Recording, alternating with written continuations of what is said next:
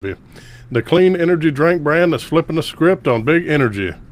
Started in a small apartment with a big dream, Dubby brings you jitter-free, crash-free energy with zero sugar, zero calories, and zero artificial colors and dyes. Just clean, focused fuel to help you be better every day.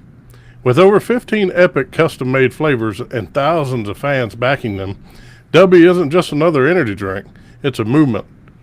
Ready to give it a shot? We've got you. Check the episode description after the live, and you'll find our 10% off discount code just for our listeners. Fuel up with Dubby, and let's get to BSing. Tonight, we got Barker, and he's a returning guest from past episodes. He's a current government employee of 13 years, Army, active duty 6 years, 2 inactive, native to Tennessee. So, tonight, we're going to be talking on a few subjects. We'll start off with having Barker explain a little bit about what unions for federal employees do, being that the current state of the unions for federal employees are having some issues. When you all use the union, what kind of backup or support did it give you and your coworkers? So, of course, I'm a government employee. We've got unions in place, just like various other federal subsidies have unions in place and stuff. And we've got, they have what they call a collective bargaining agreement. So basically, they come in. I'm not exactly sure how the whole union thing works with if it's a nationwide thing or if it's cut down to a region or a certain area or something. But anyway, where I'm at, we have a what they call a collective bargaining agreement. So they come out and they generate this collective bargaining agreement, which basically has a set of rules. It says this is what the government can do, this is what the government can't do, this is what civilian employees can do, this is what they can't do. Kind of limits what the government can do to civilian employees, but it's got a balance of power that the government can use too. Like a example of that. So I work in healthcare.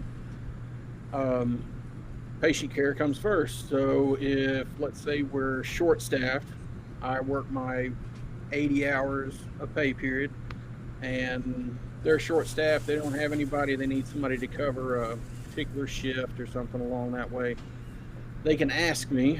Of course, most of the time I'd volunteer, and I think most people would volunteer, but let's say nobody wants to work that. We've already been working our butts off, we don't want to work that holiday or something like that. The union comes in and they make it to where the government can say, hey, tough shit, you're gonna have to work the holiday. It's just that simple. Now the union plays kind of devil's advocate for both government and employees. So the union says the government can sit there and make you work that holiday, but then on the reverse side of it, to benefit the employee, they make it to where it has to be a balanced thing, to where you don't have the same employee that's having to do it all the time. They make it like a rotating thing, or they make it what they call fair and equitable. So that way the same person doesn't get volunteered all the time. So they do. It's just one of the many examples that they do. But I mean, I want to say they kind of work well with both. But anyway, when they're doing the collective bargaining agreement and everything, it's not like they just come up with a set of rules and the government has to accept it. It's all negotiated. So, if the government doesn't like something, they say, hey, we don't like that. We'd like to change it to this. They do their negotiations, and then when they finally agree to something, that's what they do. So it's got I guess it kind of comes with the good and the bad. It's supposed to equal things out a little bit. But sometimes more favoritism towards the government employee, I guess you could say. Just all depends on a certain situation, Yeah. So what would you say would happen if you lost the unions altogether? Would you think that the federal government would just run with it and use and abuse the employees, or what? I mean, it's kind of hard to say. I think it could be a mixture of that. So right now, the union has this collective bargaining agreement, which basically says that they agreed, the government agreed, these are the rules. So now let's say that the unions are gone because Trump did sign that executive order. It's the executive order. I don't think it's the way I understand it. It's not to ban the unions. He's using some kind of act of 1978. I can't remember exactly what it is, but basically it allows him to say these places can have unions and these places can't have unions. And the excuse he's using for this particular instance is national security. Now, I don't exactly know how national security. I'm a DoD employee, so I totally get how national security involves that.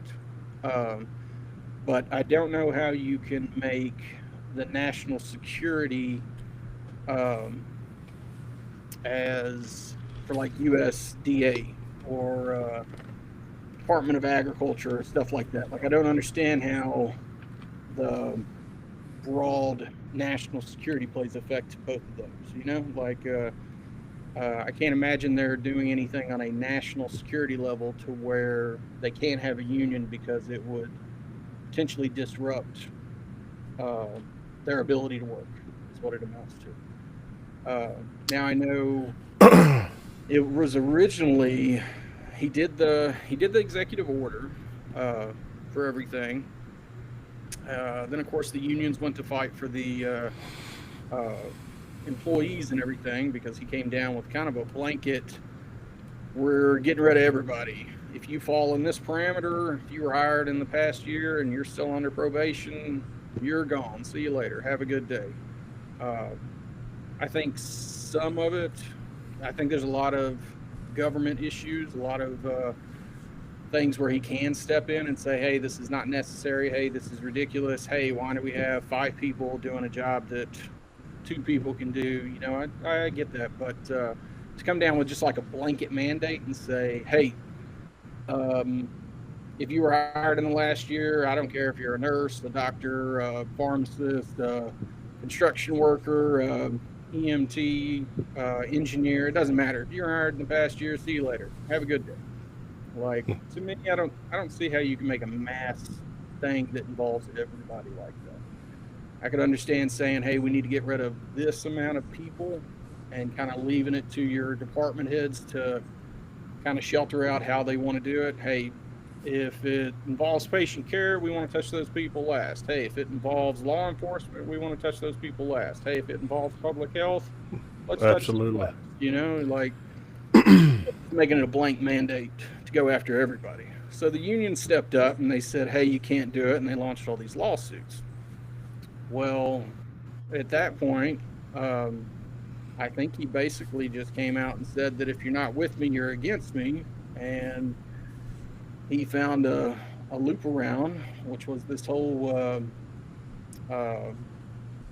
Act of 1978. Again, I don't remember the exact name of that particular act. You might have to look it up. But he, like a Civil Service Act of 1978, something like that. But anyway, he found the loop around so that he could get rid of the unions by saying, this is a national security issue. Because it's a national security issue, you don't qualify for unions. We're getting rid of them.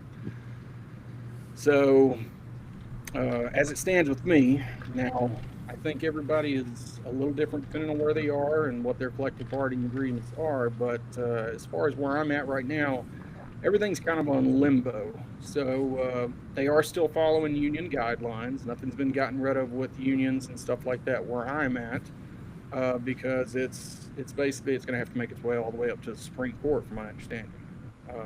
I believe. So it's pretty much in limbo. Yeah, it's kind of in limbo. I think when I did my research and kind of looked into it, it was a California judge that basically said, Trump, you're going after the unions because they don't agree with you and they're kind of bucking the system. So he put a freeze on it, and then it made it up to one of the circuit courts. I don't remember which one it was. I don't know if it's the Ninth Circuit Court or something like that. But they pretty much agreed and said, "Hey, Trump, sorry, you can't do that. You're taking the power." I think they're saying they're taking the power from Congress, because the layoffs that he's doing are mass layoffs. It's not just, hey, we're reducing a few people here, reducing a few people here. It's a mass layoff. You're talking about getting rid of potentially to half the government employees. So I mean that's a huge undertaking. So now I think it's all in limbo until it goes to the Supreme Court, and who knows when that's going to take place. But I've seen mixed things happen. I've got friends in various different places, and it's kind of all affecting them slightly different. As far as Excuse me. our union in effect, people are still paying their union dues and stuff like that want to. And just because you don't pay the union dues doesn't mean you don't have representation. So people are still being represented, or people are still being represented by the unions, but they're making it harder for the unions to collect money, because they did come out and make it to where your dues don't automatically come out of your paychecks anymore. So now people are actually having to write separate checks to pay the unions. So when you got a union that's fighting for you and they're having to spend millions of dollars to keep these cases in court and to do what they need to do to try and protect these people's rights, and then all of a sudden the president says, guess what, you can't take union dues no more. It's kind of a smart move. You're stripping their money from them, So they are having to go about trying to get funds differently, and that's having to be done by contacting people individually. Like, I got a text message the other day asking me to pay union dues. This is how I can go about doing it, and this, and this, because they're not taking union dues out of paychecks anymore. So as far as the benefits that I've seen with the union, they make rules. The rules are supposed to be somewhat equal for the government side and the civilians and everything. I can't say I personally have had to use the union in a big way, so I can't say I've seen a big, or I don't have much of an impression of the unions as far as how they help or how they don't help. So I can't say much to that, but I do think that they do a good job for the most part. But I do think they're just like any other corporation. They have failures, and they have things that makes them look not so good. Like perfect example of that is when they came out with DHA. I guess it was about 2 or 3 years ago when they started implementing all that stuff. I guess it was about 2 years ago. But anyway, when DHA came out with, because that's who we fall under now for healthcare employees, but when they were coming up with their bargaining agreements and their contracts and all that stuff, they spent, I believe it was about somewhere between $3 and $3 million coming up with a bargaining agreement and everything, which is insane when you think about it. A lot of money. It's a lot of money, and that's probably. I think the average that these union people spend a year is maybe $300,000, give or take, and here they are spending like $3 million, $3.5 million to come up with this stuff. You got to think most of these union people, I think it kind of goes through an election process and stuff like that, as far as union members voting people in and stuff like that. But they're federal employees, so they may have an 8-hour day, and out of that 8-hour day, they're doing 6 hours of their actual job that they were hired for, and then they're getting paid to do another 2 hours elsewhere and get paid for it because it's part of the union. So it's not to say they're double dipping. I think they still have to submit leave when they do their union stuff, but they're allotted so much time to do union related things, and they get paid for it. And then they don't get penalized for it. My question to you is, do you think President Trump, done this in a way to get to the three-letter organizations, like FBI, CIA, some way to get, use that red tape to be able to get rid of who he needed to get rid of within these three-letter organizations. You think Oh, that's a move? absolutely. I mean, I think everything that he's done is has been carefully and thoughtfully planned out and coordinated. I mean, I think all of it has. I I I agree with a lot of the stuff that he's doing. I think there's a lot of federal waste out there. I think a lot of fat could be trimmed from the sides. I think we uh, spend way too much on stuff. I mean, it's kind of like that joke in Independence Day where they go down there to the lab and that guy says, "You didn't think they spent $300 on a hammer and $800 on a toilet seat?" Yeah. Yeah, I Well, mean, it's. yep. I think it's a lot of fat could be trimmed with the federal government, and even at where I'm working at now, it's when Biden was there, we had an influx of hiring people. Now we did get patient care people, and that was good. We got some contractors and stuff like that we need for patient care, but we saw a surplus of administrative roles that were hired that you didn't need. Like it was nice for them to have them, but you didn't need it. Uh, Yeah.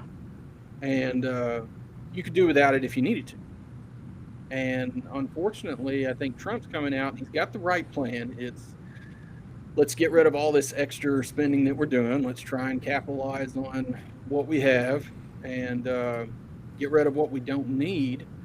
But you're going to have casualties in war, and that's kind of what it is. He's launched a war kind of against the federal employees, federal government system. There, he's trying to trim the fat off everything, get extra money where he can, so that we're not running up this $36 trillion debt that we continue to run up. And unfortunately, you're going to have some casualties with good people being let go and bad people being let go. But I think all of this was a very planned and coordinated way of doing it. I mean, even when he came out and the White House came out and he said that, if you're not with me, you're against me, is what it amounted to. If you're going to buck the system and keep me from being able to do what I needed to do as far as the unions go, then I'm going to find a way to get around it. And he did. He did it with that Civil Service Act in 1978. I don't think it's ever been enacted before, based on what I've seen, or maybe it was enacted once or twice, but not any time recent. Probably not any time in my lifetime. But he did. He enacted it, and now it's just a point of the court systems coming out and saying you can't blanketly say that national security is for everything. Does the Department of Treasury need national security? Probably. Um, does the Department of Defense need it? Probably. Homeland Security? Absolutely. FBI, CIA? 100%.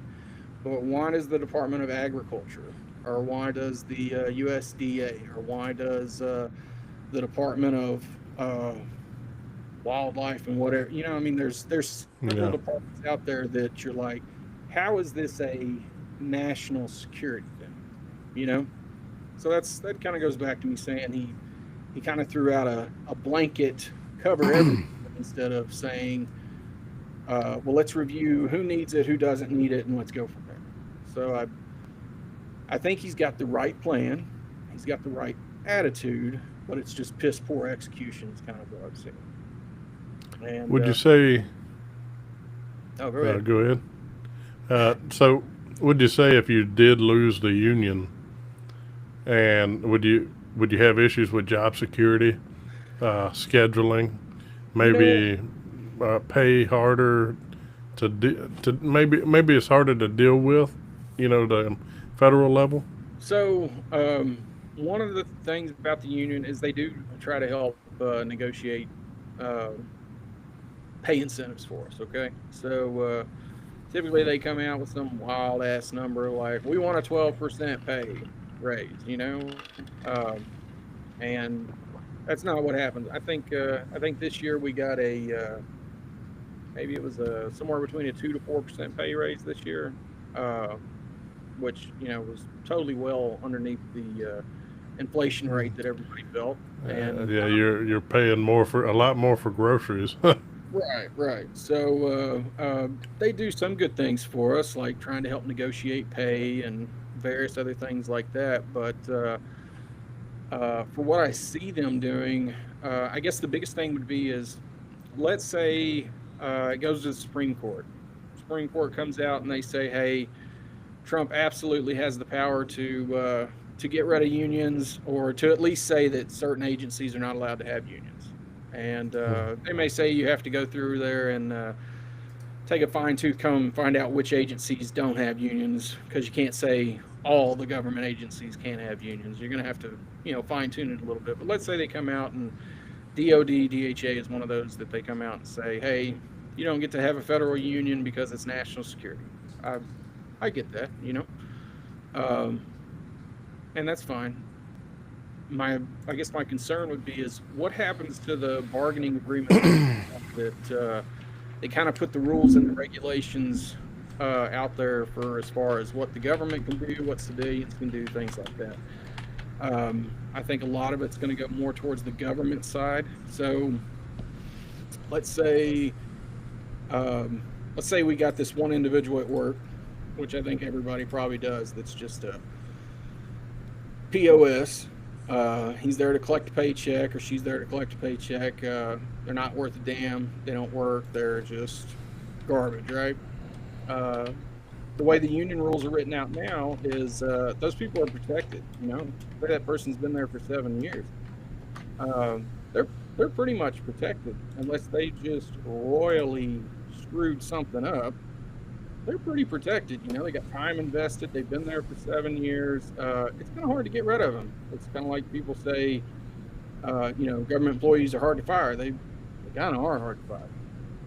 I think if the unions go away and all that stuff, you're going to see a change there. It's not going to be based on how long an employee's been there, how long if they have a veterans preference. I think a lot of that stuff's going to go away, and it's going to turn into hey, y'all can do what you want with who you want. So if you got an employee that's a POS, guess what? Y'all want to get rid of them? Get rid of them. It's not going to turn into a whole merit system of, well, we've got to cross our T's and dot our I's, and we've got to start with here, and then we got to go here, and then we got to go here, and then we got to go here, and it's going to take 6 months before we can do any of this shit. I don't think it's going to be like that. I think it's literally going to be somebody walking in and saying, hey, buddy, here's your pink slip. You're done. You've been a piece of shit for the last 2 years. You don't do anything. We're done. See you later. Have a good day. Thanks for your service. Yep. And I think a lot of it's going to go that way. And I don't necessarily think there's anything wrong with that. But like I said, you're going to have some casualties in there where somebody that's been there, let's say 7 months, took the job. They've got the experience. They do great. They really haven't had an evaluation because they've only been there for 6 months or so. And then the department's told, hey, you're going to have to get rid of somebody. Now, what would you do if you had a person that you hired that's been there for 7 months? So far, they've done great. No issues. They do what they're told. They come to work on time or even earlier than they're supposed to be there to make sure they got all their ducks in a row. If you ask them for overtime, they don't have any issues doing that. If you're short here and you say, hey, can you do this? Can you do this? Can you do this? They volunteer for stuff. They're a good employee, somebody that you want to keep in-house, good person. But they've only been there for 6 months, and they really don't have any performance evaluations or anything. Well, now you got a person that's been there for 6 years, who's been a piece of shit for the past 3 years, basically just there collecting a paycheck, calling out sick every week, every other week, something along those lines. They don't even have leave or sick leave. They've been using leave without pay because they can't hold any leave because they miss work too much. And you're told, hey, you got to get rid of somebody. Which one are you going to get rid of? You going to get rid of the piece of shit, or are you going to get rid of the person that's actually good? Ideally, you want to get rid of the person that's a piece of shit, right? I mean, I think that's what everybody would do in any situation, is get rid of the poor performance person and keep the one that's got a good job performance. But with the way that the union rules are written right now, that guy that's got 6 years, that's been a piss poor performer, he's protected. You can't get rid of him. Or if you do try to get rid of him, it's really hard to get done. But if you want to get rid of that person that's been there for 6 months, you can get rid of them like that because they've been on probation for a year. But because the way the union rules are written out, you have to get rid of the probationary people before you can start touching the permanent people, kind of like tenure, you know? Yeah. So it's got its mixtures of good and bad. Yeah, that would be hard to do. Just don't know. As if I had my way, though, I would probably get rid of the long-term guy that does nothing. Yep. You know.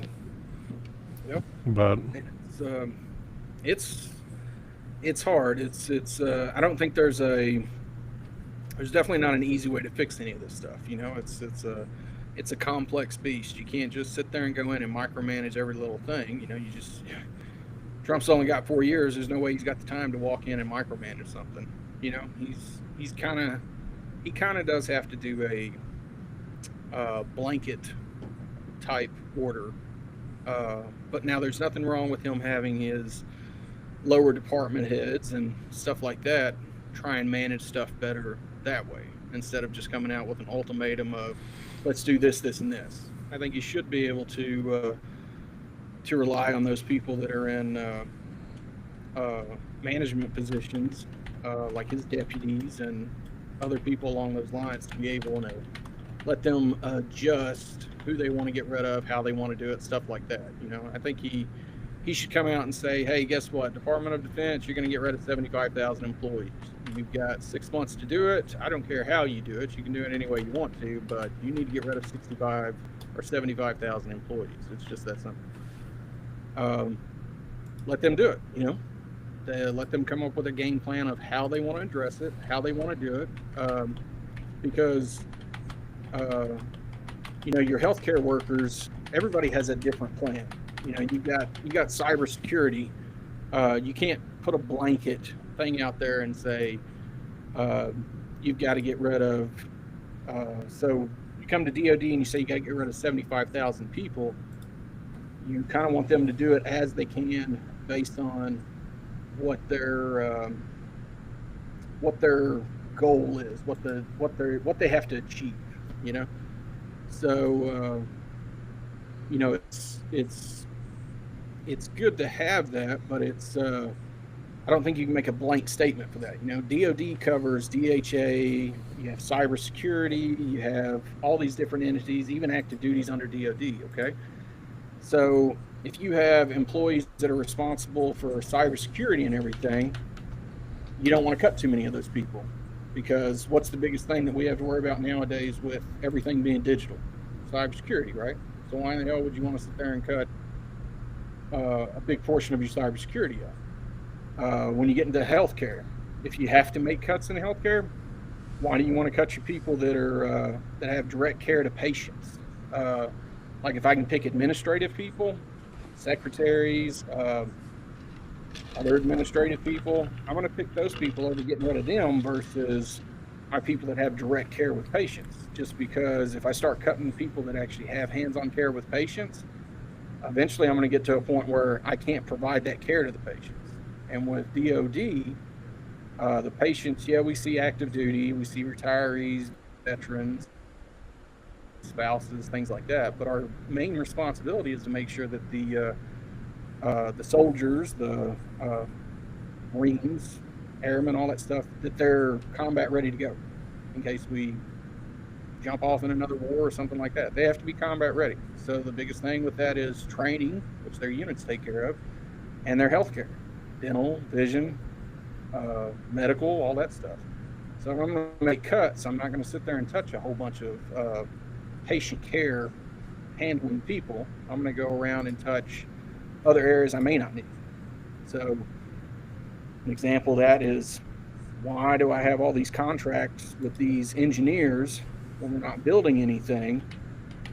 And I'm paying out $5, $10, $15 million for this engineering company to have these engineers when we're not building anything.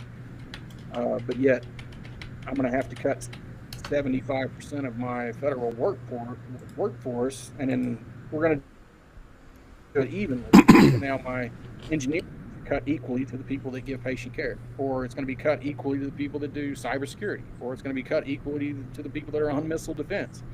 I really think they need to evaluate not individual roles, but the roles of certain departments. MedCom, patient care, I want to touch them last.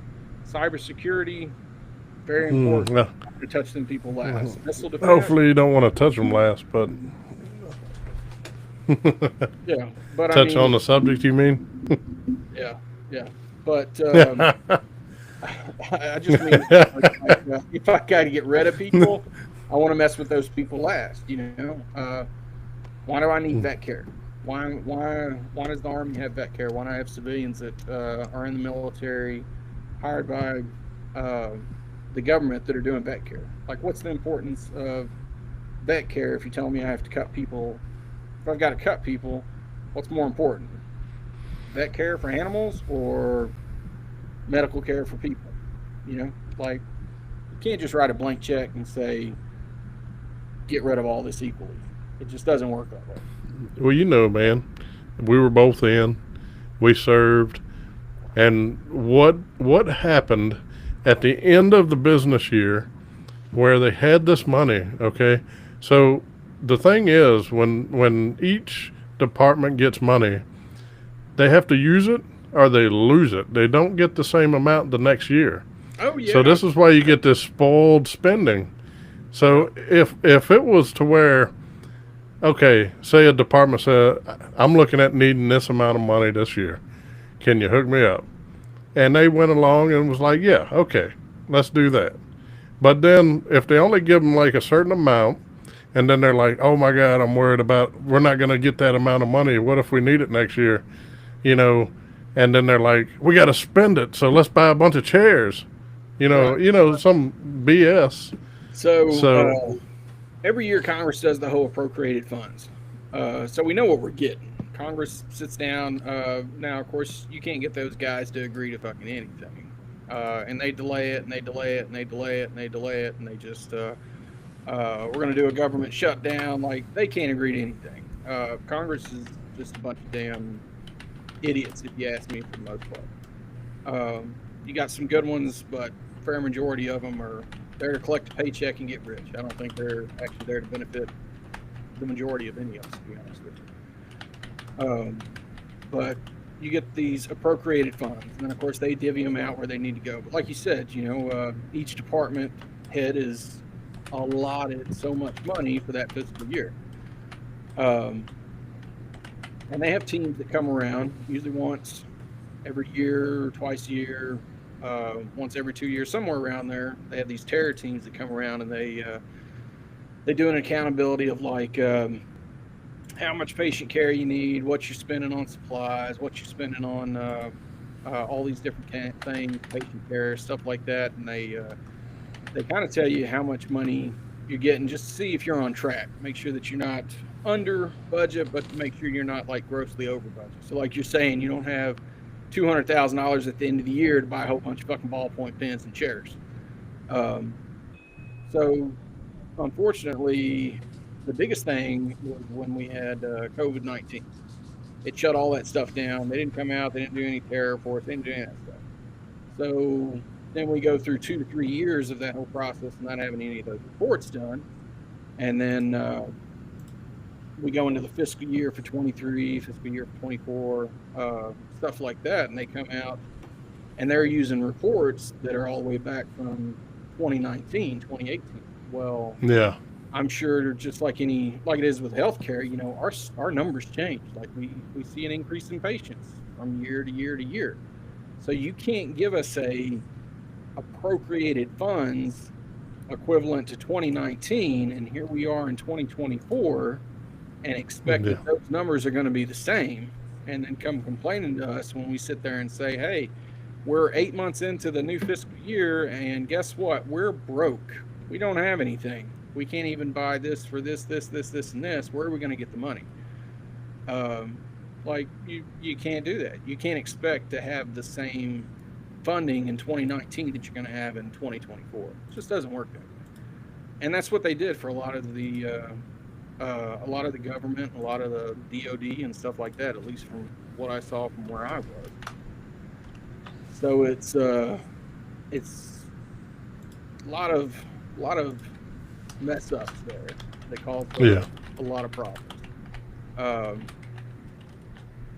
And it doesn't help that inflation's sky high like it is. My grocery bill's still asinine. It's high as hell, and I'm not even buying expensive stuff. I'm trying to somewhat manage what I'm buying on my grocery bill, and I'm still paying probably 20% more than what I was paying pre-COVID right now. Yeah, and I haven't seen the drop in fuel, even though the barrel of oil price is very low. Yeah, I think I just got fuel 3 days ago, and for the Mazda, I have to run a premium in it, and I'm still paying $3.79 for a gallon. What's up, Ethan? What's up, Ray? Sorry. So it's yeah, gas is still. I'm not saying it's in the $4 and $5 range for me, but it's definitely not in the $2 range, which is kind of what I was hoping we would be right now with. So what's the price over there right now for you? I think if I get just regular unleaded, it's $2.69, $2.79, something like that. I got an app on my phone. Okay, so it's similar to what we have now here. Yeah. It's $2.65 for us, which by now I figured we should have seen under $2. Yeah, I mean that's kind of what I was expecting. Yeah, here it's $2.69.9, so $2.70 a gallon for regular gas here. Yeah. But yeah, I mean Trump's been in for we're midway through the year now almost, so 6 months, and I was expecting things to be a little Must be nice. 240 across the way from us. So Ethan says 240, and they're about an hour and 20 minutes away. Yeah, it's about 270 here is where we're at. So 270 in Tennessee, and y'all are at what, 260, give or take, 240? Dude, Florida was 290. Yeah. So to get the boys was like 290 something, for regular unleaded. So Well, I was expecting a lot of stuff to change. Now, mind you, Trump's been in and everything, but everything he's done, he's gotten pushback from. Everything he's done, he's gotten pushback from. He's gotten pushback from even the commanders that he's getting rid of. The transgender stuff. I actually got an email in my box the other day. Apparently, he's putting all the transgender military people out. damn, no more dress up, Ray. Yeah. But I guess he's putting the transgender people out because I got an email on that that they sent out as far as they're working on guidance from this, and this. They'll keep us informed, yada, yada, yada, all that good stuff. But he's gotten pushback from that, and he's actually gotten rid of a couple commanding members, lieutenant colonels, things like that. But he's gotten pushback from that. He's gotten pushback from the unions. He's gotten pushback from all these legal teams, all these circuit judges. He's just. Have you ever seen another president that got this much pushback from everything they did? No. Yeah. No, I believe this one set the record, dude. Yeah. Even when his first term, that was horrible. Yeah. Like the pushback, like it. The Republicans even, fought him on everything. Yeah, everybody's fighting him for everything. So I don't know if we're ever going to see anything totally beneficial happen to us as far as gas prices, as far as anything else. I think by the time we end up seeing it, it's going to be in the later years of his presidency when he's ready to get out. And disease. No more free weenie tucks. Yeah, paying to have some weenie tucks in the military. Uh, I I don't even know what to say to that. That was There's some of that useless spending, but hey, whatever. I mean, if you want to cut your stuff off, that's you, man. You just won't be able to produce anything. well, it's the fact that why are we paying for it? Why are we paying for it? You were in the military. If you decided that you wanted some type of plastic surgery, could you just go and get your plastic surgery done? The military pay for it. But the only thing I would do is get an extension, and I'm not talking about hair. I don't think they make extensions. There's a couple of procedures they do, but extensions isn't one of them. But yeah, why should we be paying for tummy tucks on these people that lose weight? Why should we be paying for cutting off twig and berries and making a taco out of it? Why are we paying for that? We shouldn't be paying for that. But that's what we get to pay for with all our tax money, because somebody said we had to do it. Yep. So Yep. Ray says he's playing chess, not checkers. he is. I think he's doing a good job, but I don't know how well he's going to do, because he's got a lot. He's got a lot of people against him. That's for sure. For sure. But he's going in knowing what he can do now. Yeah. But there's even. So I guess one of the things I wanted to talk about was, federal employees versus civilian employees. Well, I say civilian employees, but public versus private sector. So government employees, I guess there's a lot of mixed feelings about government employees. A lot of people say government employees have it made. You get more time off, you get paid better pay, you get benefits, this, and this.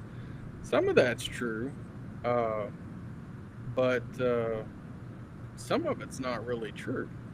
So, government employees, when I had the option to become a government employee or just go work on the public sector side or the private sector side, it was I could make more money going and working at Vanderbilt Hospital than I would as a government employee. But the exchange was benefits.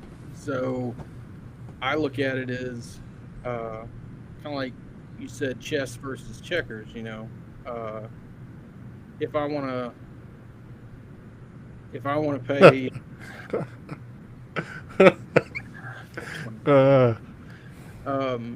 If I want to sit there and make more money and have less benefits, which might be more enticing as a younger person in their career, I'll go work for Vanderbilt and I can make all kinds of money. That's fine. I don't have an issue with it. But if I'm looking at my future, possibly retiring early, having more money and stuff like that, I'm probably going to look more for something that I know is going to secure that future. So I'm going to go to the government house. So that's why I went to the government side of the house. The benefits are good.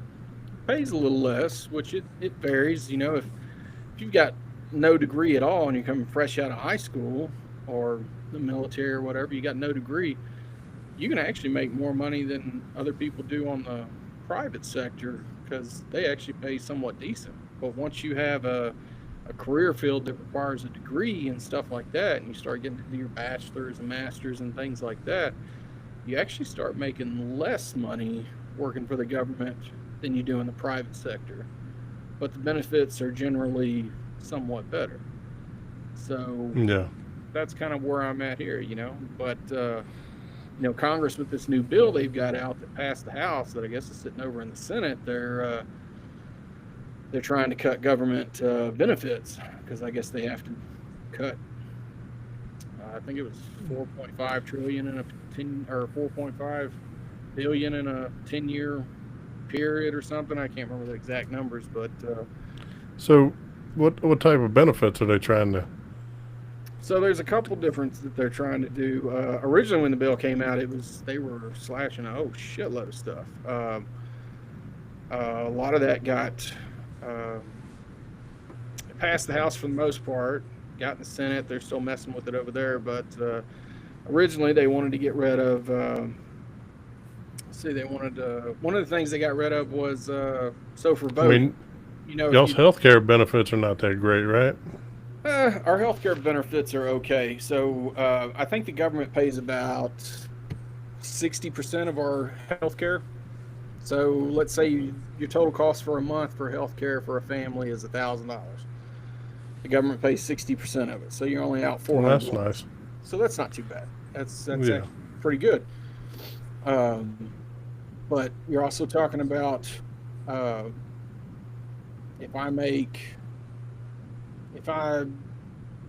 the equivalent for me if I was working on the civilian side.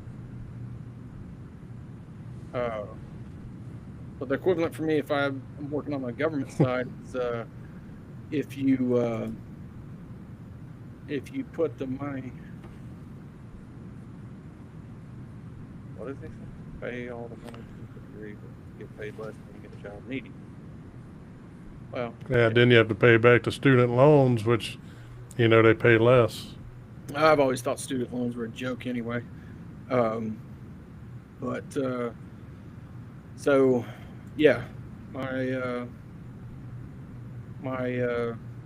government benefits pretty good, but I got those government benefits by making slightly less money than I would in the private sector.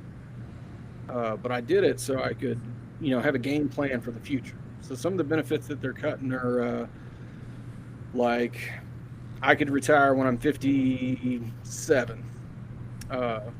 57 years old, they have a subsidy in place that kind of picks up for Social Security and everything, which that means for the time I'm 57 until Social Security kicks in at 62, I could collect that subsidy, which amounts to about $20,000 a year on average, and I could retire.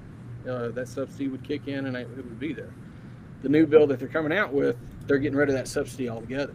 So That sucks. there's not going to have a subsidy anymore. So now it's not, hey, you can retire at 57. Now it's, hey, you're going to have to retire at the minimum age that you can draw Social Security, unless you can retire and not have to have Social Security to keep you, your head afloat. Yeah, but then they keep raising the age. Right. So the age for Social Security retirement it goes up every year, and I think it actually goes up by a factor of. There's a percentage that it goes up every year. I don't know exactly what the percentage is, but it's. I don't even know what my age is for Social Security right now before I could even start drawing it without being penalized. Well, remember when we were in the military, and if you serve 20 years, you can retire and get your pension, your pay, your retirement pay. Now, they've changed all that after we got out. So now it's the retirement age for these guys. They can, say retire after 20, but they won't see no money till, the age of retirement. Yeah, so they've done some stuff with active duty too. Yeah, that's crap. Yeah, one of the guys up at work was talking about that. He said he got out.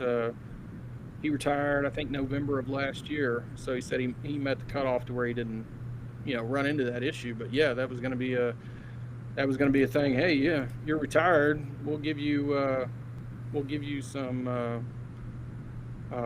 benefits, but we're not going to pay you full money until certain age. And I think You're right about that, Ray.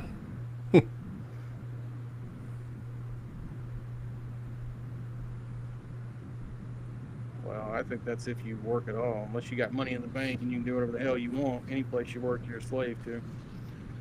Yeah. Oh, yeah. You're a slave. Yeah.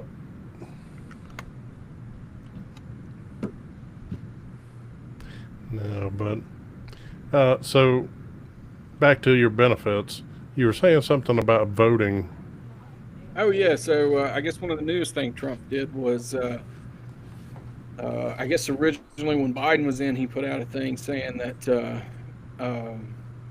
people get 4 hours of paid leave to go vote, uh, which, you know, that's cool. It's never really affected me because I've always worked off shift, so I've never really had an issue with it. But I guess Biden implemented that, and then Trump went in and got it taken care of. So while they still have to let people off so long so that they can go vote, I don't think there's any such thing as, hey, we're going to pay you so you can go vote. And I don't disagree with that, you know. I mean, I think you should afford people the time to take off to go vote for primaries and this, that, and other. But as far as paying them to go vote, why in the hell are you going to pay somebody to go vote? You know, that's kind of like, to me, it's just interesting to sit there and say, hey, we're gonna pay you time off so you can go vote. What if those people don't want to vote? It's not they're just going to go home and sit for 4 hours. You know, they'll still get paid. You know, to where if you sit there and make it, hey, we'll give you the time off, but we're not gonna pay you for it. We're gonna have less people that actually go, whether they're voting or they're going home and sitting on their ass just because they're not getting paid for it, you know? But if you notice, he did it when we've got a couple primary elections that are coming out here soon, and he implemented that and got it done right before some of those primary elections that are fixing to happen in the next month or two, or fixing to take place. So it's like you said, I think he knows what he's doing. It's a game of chess, not a game of checkers. So we'll see how that turns out. Hopefully it'll benefit him, work its way out. I don't know. I guess we'll see. So, if you could talk to, say, directly to the people in charge, what would you tell them? Now, I know you wanted me to tag Trump and Elon, you know, before this, you know, podcast. But what would you tell the powers to be about what's going on? I think the plan is a good plan, as far as idea-wise. You know, trim the fat, lean it up a little bit, get rid of this excess spending and some of these bullshit jobs that we don't need. But I think they need to refine how they're doing it. I don't think it should be you know, every scenario is not going to cover everything. You can't put out a blanket order and say, hey, we're doing this, because everybody's affected differently, you know. Yeah, I think he did. But you can't just put out a blanket thing and say, hey, here you go. Y'all's jobs are all equal, so all of y'all are getting cut equally. Because some jobs aren't equal, you know. Actually, there's a lot of jobs that aren't equal. I'm not saying people aren't equal as far as value, but some jobs are more important than other people's jobs. Hate to say it, but I mean, that's kind of the truth. It just depends on what you do. If you're a geologist, job might not be as important as the virologist that we have when COVID-19 is going on, you know? So you can't just put out a blanket thing and say, let's get rid of all these people and make it fair and equitable to everybody. It just doesn't make sense to do that. So I guess if I was going to tell them something, they just need to refine the way that they're making all these cuts and how they're going about doing it.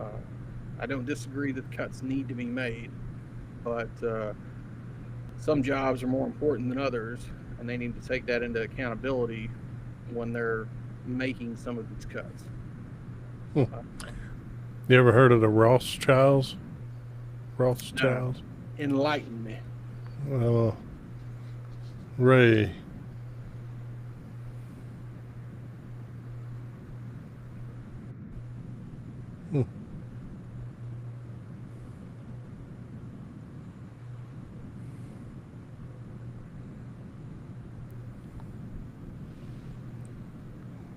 So Ray, you know a little about the Rothschilds. Why don't you hit that button to come on to the show, and I will let you pop on in if you in your camera or on your phone and explain a little bit about this.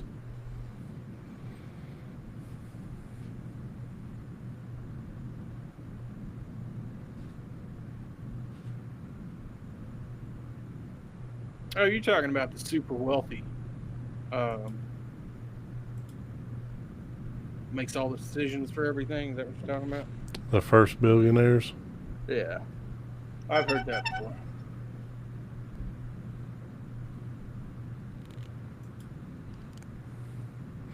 Well, if he decides to pop on and talk about it a little more, I'll be waiting.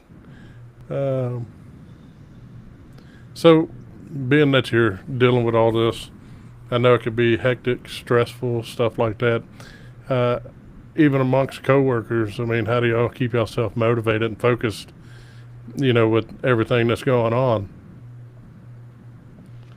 I don't know. I just keep it to myself. I don't really have too much of an issue.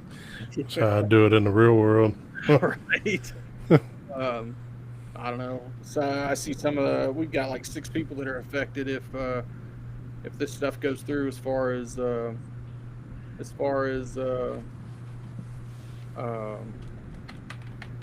if they start getting rid of people or something along those lines. We got 6 people. They've already said that are, I guess you'd say, on the chopping block if they end up start getting rid of people. So just kind of watching how those people are dealing with things. I mean, they seem all right for the most part, but they're tracking that they could walk in tomorrow and not have a job. You know what I mean? So, Yeah. I guess the only good thing about it is they do get some type of severance package to an extent, unless they have less than a year. Then they just see you later, have a good day, thank you for your service. So I don't know. I guess they're doing all right. They seem to be in somewhat high spirits, but I guess the biggest thing is we got a pretty good command system up there at the hospital, so they keep us informed for the most part. That may just be a feeling that they give. They might be absolutely horrible. They might not be advocating for anything, but then again, they might be advocating for this, that, and other. So I guess it's just we'll see what happens is what it amounts to. Yeah.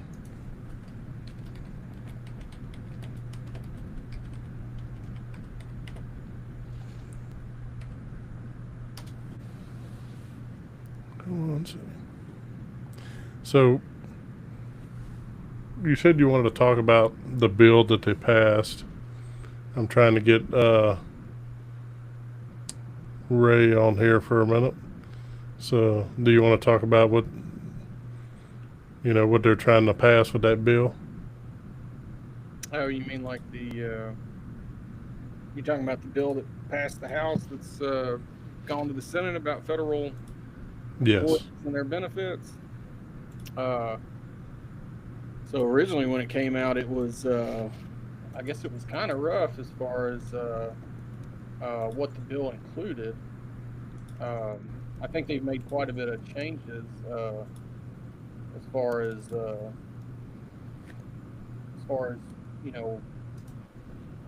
not who's affected, but what type of benefits are affected. I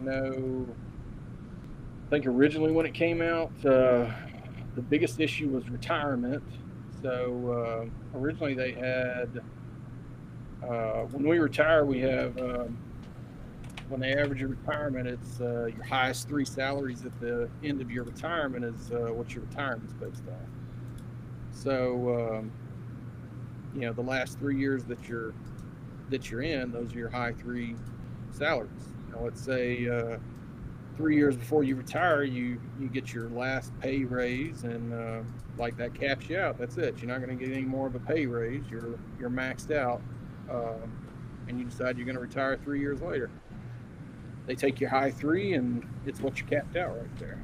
But I guess the new thing they're trying to do with this bill, which I think they actually made a change to it when it went to the Senate and they got rid of it, but initially they wanted to make it to where it's a high 5 instead of a high 3, which, you know, if your last 5 years you're making $65,000 for year 1, 65 for year 2, 70 for year 3, 70 for year 4, and 70 for year 5. If you take a high 3, you're averaging $70,000.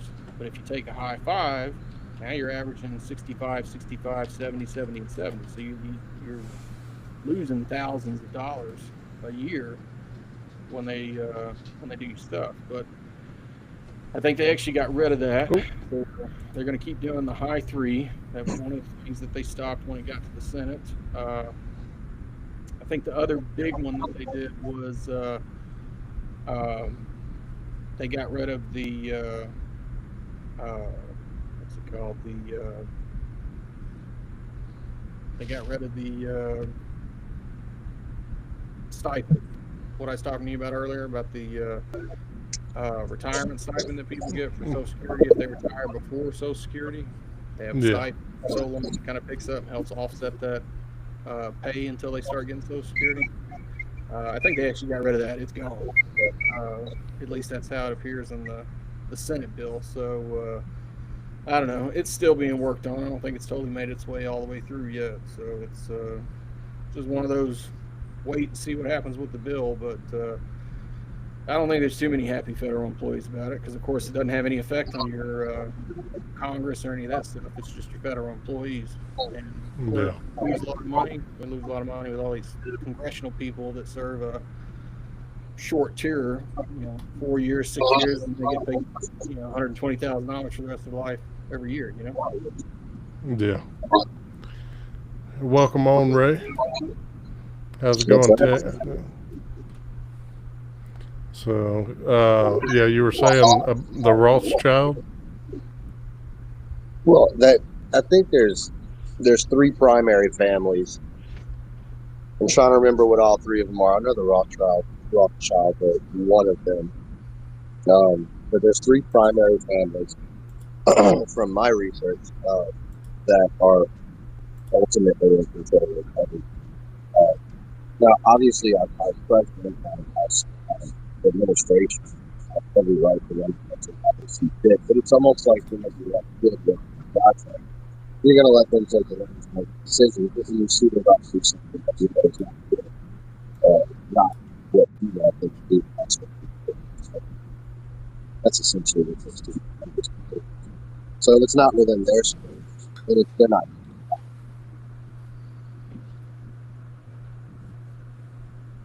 So 3 primary families you think run like shadow government wise? Yeah, I mean, I wouldn't even call it a shadow government. It's just it is what it is. There's nothing in the shadow about it anymore. I mean, maybe 20, 30 years ago, it was shadow government. It seems to me, I mean, I'm kind of shocked that you didn't make it that way. It seems like common knowledge at this point. Yeah, I don't really follow a lot of the news anymore. It's not going to be it's more. It's going to be the finances. Yeah, watching the news and everything's depressing now. No, just open up the stock market and watch that. You'll find out who the most important people are.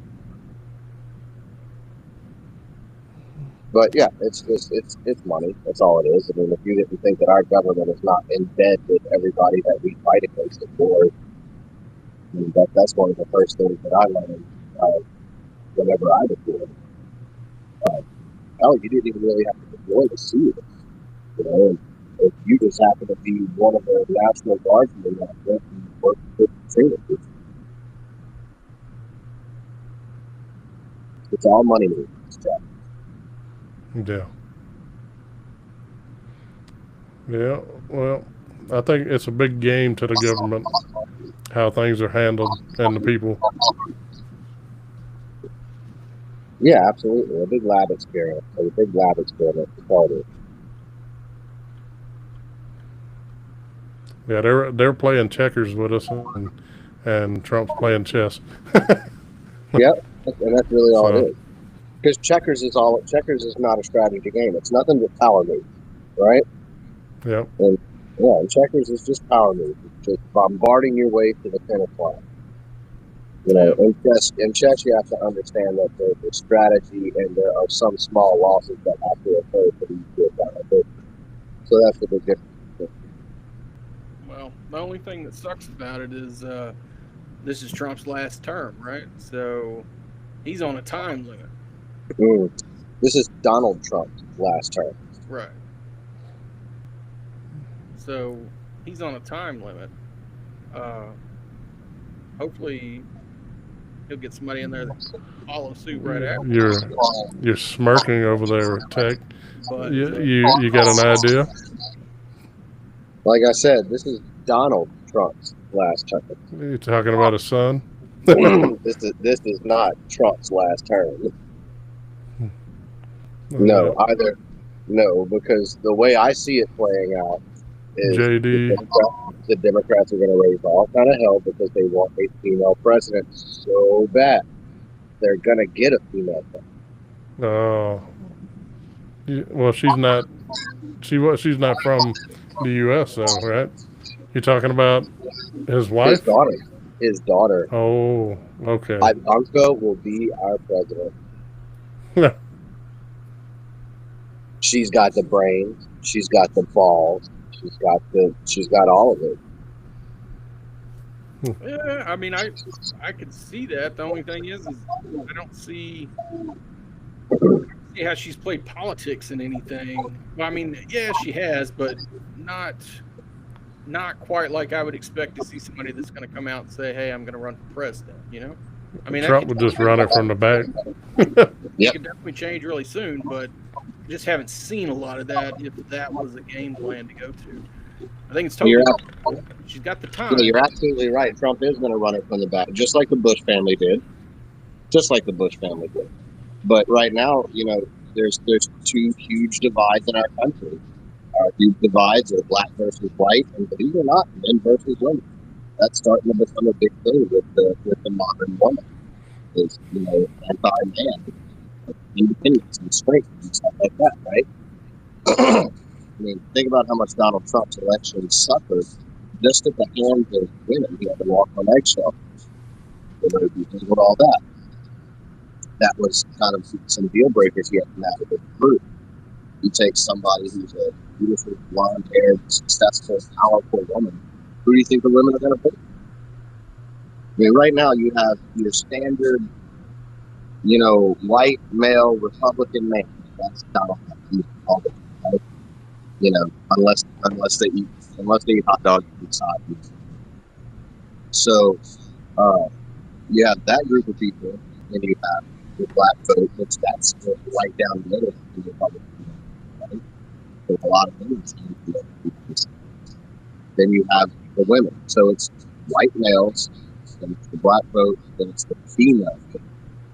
Both, and you think the female vote is both black and white. So those females, they're going to put aside their racial differences for woman power. So if you look at the female vote, and then you look at the heavy Republican vote, Ivanka's already got 75. That would be a good power move. You know, surprise. A lot of people think it's fair, and it's not. I think J.D. Vance is a good runner too. I think they were talking about him running, and then after that, when Barron has some experience. Well, you got to think. But you know, his daughter, that's a good one. Barron's going to be the senator of New York. It'll be a while before Barron's able to take over something like that. He's not even at the age for running for president. No, but he'll be a hell of a senator. Yeah. Yeah. So it is not Trump's last term. There's going to be a lot of Trumps in politics in the future. Well, hopefully, we'll see how it goes. It's gonna be another Bush family. I think it has the potential to do it for sure. I'm just curious to see where it goes. To be honest with you, uh, I think people are going to have. I don't know. I think there's a lot of people out there that are sitting on the fence as far as liking Trump, not liking Trump after electing Trump. Like I voted for the man. I like him. I think he's doing fine. There's a few things I don't agree with, but a lot of things I do agree with. 100% better than what the alternative is going to be. But I think there's a lot of people on the fence there that maybe they're a veteran that worked for the government and now they're being released after voting for him. They didn't think that was coming. I mean, I don't know. I just think it's way too early to see what's going to happen with stuff. But I think there's going to be some hurt feelings and stuff that's going on that might potentially hurt what goes on for the next presidential election. I just don't know. I think the Democrats shot themselves in the foot with the whole election this past one. So I think the Democrats are right. I think Donald Trump is a terrible president. yeah, Yeah, I think they're absolutely right. But the problem is that he may not be the best president right now, but he's absolutely the one that's needed. See, Robitussin. Robitussin is really bad going back. But it's always just what you need. Stuff that works tastes horrible. I think he is the president that we need. We need a politician. Well, the president should be a politician because although politics sucks, that's what keeps good foreign interest in these relationships with other countries. Good politics. He's a good businessman, and right now we're broke, and we look absolutely bald. Yeah. So we look like we have zero testicular fortitude, right? So we need a guy who's got a business brain and he needs to politics, right? So it tastes bad, but it's exactly what we need. Yeah. He's gonna get everything. He's gonna give us our ball back. He's gonna get our money out, and then they're gonna have a fifth and stuff. That's what JD Vance. Yeah. Yep. I believe when the tariffs start working like they're supposed to, they'll be less reliant on taxes from the people that, they'll see the money coming in. Then you're going to gain the trust of these people back, They'll see that it's actually working, but you're going to struggle at first when you're trying to go back and be self-reliant. So. Well, I agree. I think it'll all work. There's nothing wrong with it. My thing is it's just like everything else. We expect stuff to happen immediately. We got smartphones. We want to see stuff immediately. It's not going to happen immediately. Is he going to get it done in his term? Is he going to get it done so he can keep these people? If it happens in a year, I think everything will be kosher. If it happens 6 months prior to him getting out, I think it may benefit us for the next president coming in. But if it's still in play and it's going to take another president to jump on and get that going, it might not be such a good thing. It might cause more problems. I mean, it all depends on how long it takes. Everybody wants stuff to happen so damn quick. Some things do, some things don't. And I don't see that this is going to be a quick process of getting done as far as quickly, just like we were talking about with gas prices and stuff. We expected to see it sooner. Here we are 6 months in, and we still haven't seen it. So, I mean, people want results. Fortunately, they want results like immediately, and that doesn't always happen. So hopefully you can get the ball rolling and get the momentum going so that we can retain all this stuff and be doing good. But if it takes too long, I don't think people are going to have the fortitude to stay with him. I think it's going to fall through. Well, we do live in a now culture, Yeah. Look at we used to go to a Blockbuster and rent a movie. Couldn't wait to get it home. Now we press up and we have the movie. You want food, somebody's going to deliver. Everything's now. We're going to be as fast as possible. I want you to give me my shit before I order. Look, what do you Amazon have? It's going to say good. They previously ordered the truck over again. They're finding your next delivery. It's so now they're predicting your next birthday, right? So Yeah. whenever it comes to big changes in the country, obviously people want them now. They're not used to the days I grew up on, where you have to let that stuff trickle down and work. The plan for year one until year two. Well, I kind of always joke at work, but we live in like a ADHD type state where everything's got to happen now. Everybody's so go. Think about how many people do you just look at and they can sit still and just relax in their own thought. Somebody's always got to be on call. Somebody's always got to be. Everybody's so go, and I think that's. Hopefully Trump can get rolling on all this stuff and we can start seeing some results, because I know I'd love to see my grocery bills go down. And I think everybody else would too. Same with the fucking price of gas. Gas is just another one of them things. So we can start seeing that stuff happen. I think I have a lot more faith in what he's got going on. But the younger generation, I do say it's the younger generation, because I see a lot of this stuff. They want things now. Even like in the healthcare field, they come in for something and they're like, "Hey, I got stomach pain. It needs to go away now." Well, it's a stomach bug. It's either going to be 24 or 72, one or the other. You'll be alright. If hydrated, you'll be okay. No, it needs to be fixed now. It doesn't work like that, But that's the custom thing that everybody's gotten to, is there's a fix for everything right now, whether it's like you were talking about with Amazon, getting it right now, or even getting a paycheck 3 days before you're supposed to get paid because your bank credits it to your account, or this and this. Everybody is so fast paced and right now, and that's it's not like it used to be, especially back when I was a kid and learning my early adult years and starting to work and stuff like that. It's a big difference nowadays. So. Yeah, that's definitely not like it used to be. But if I had to do it all over again, I think, I'd just still be living with my parents, making a paycheck, not paying a rent or money, a house note. No. Nah, just kidding, guys. If I could do it all over again, I would invest in Bitcoin back in 2009 and just dude, you'd be like off that episode of where they put it on the little thumb drive and they lost it. Oh yeah, that'd be my luck. Or I'd have done like the dude where he bought all those pizzas with Bitcoin. And now Big Bang Theory. Yeah. No, listen, that's a popular thought, man. I'd tell my younger self to get into Bitcoin. But honestly, that's not where the money's at.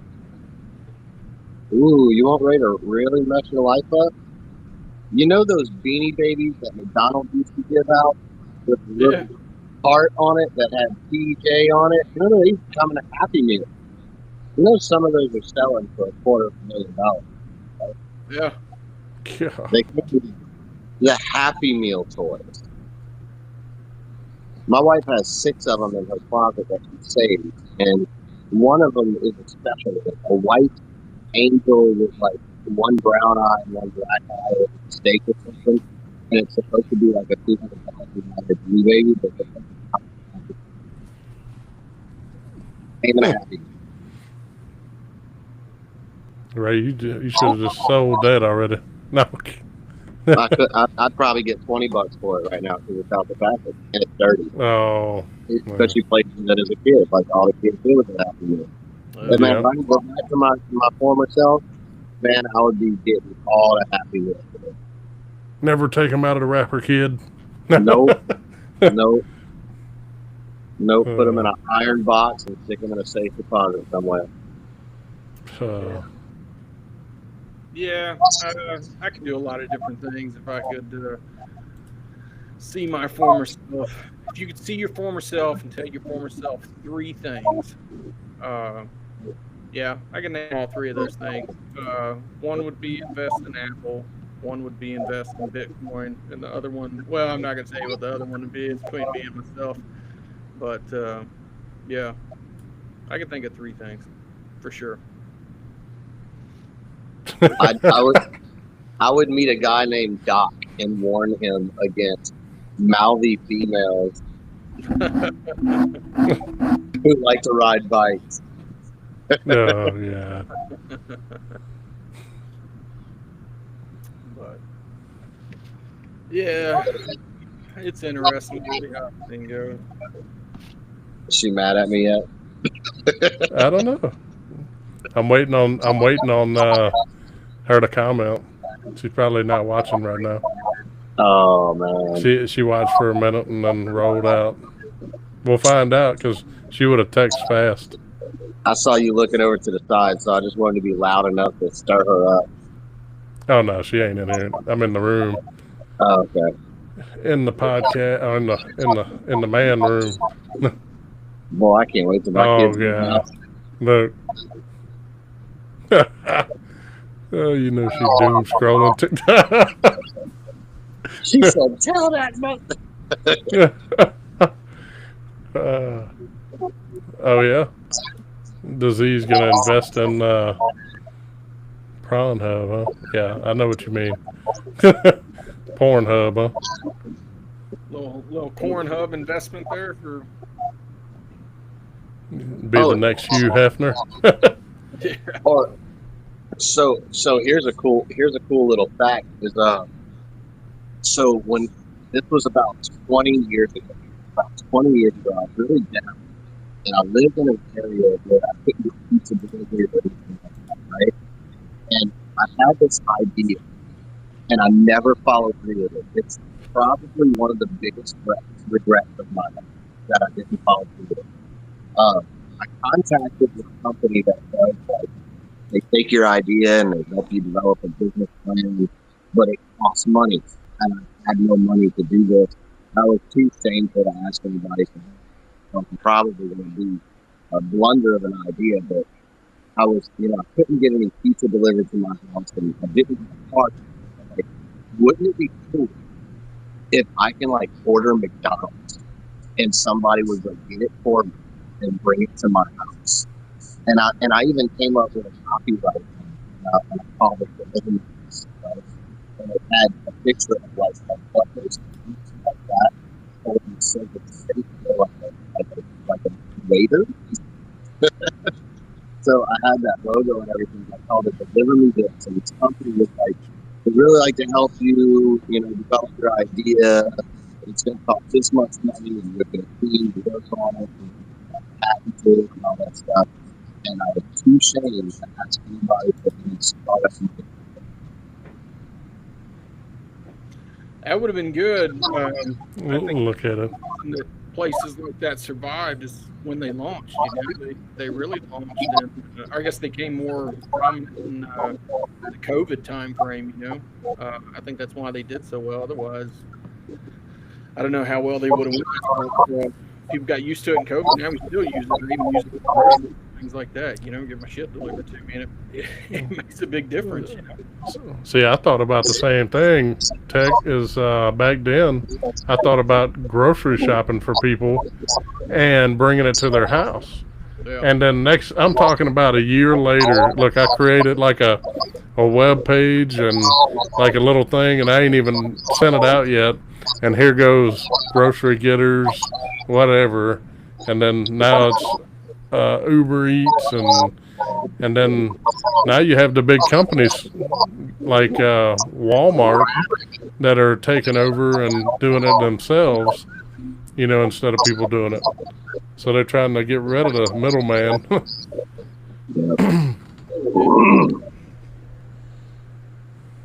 Yep, I'd have definitely told myself to push forward with that. That would have been. Yeah, I don't know if I've ever had any good ideas like that. At least if I did, I sure as hell don't remember them. See, it seems like every good idea you're a little late on. I don't think I've ever had any good idea. Invention Submission Company. You can't sum up your life like that, brother. Nah, I've had good ones, just not as good as those. Mine's always had consequences to them. Some worse than others.